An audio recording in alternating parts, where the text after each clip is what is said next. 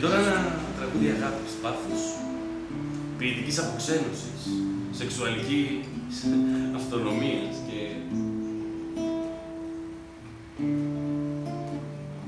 και αβεβαιότητας του Heisenberg. Προσπάθησα πολύ ώρα να την ξεκουρδίσω αυτή την κιθάρα, γιατί ξέρεις, η κουρδισμένη κιθάρα χάνει αυτό το παρεΐστικο.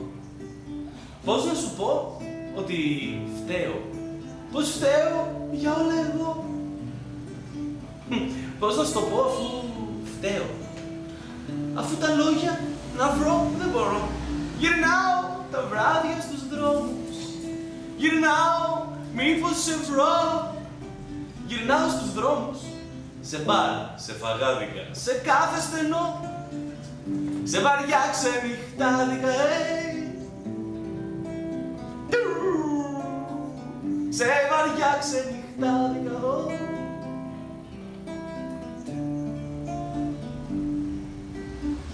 Ρωτάω τους φίλους σου, τους κολλητούς.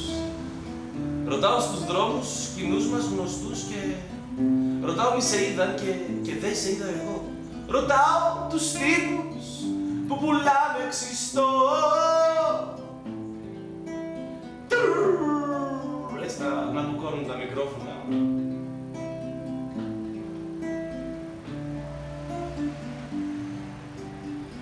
Και παίρνω το δρόμο για το γυρισμό.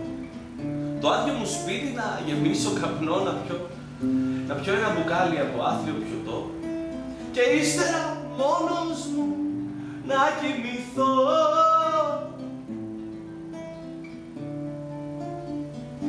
Να κοιμηθώ.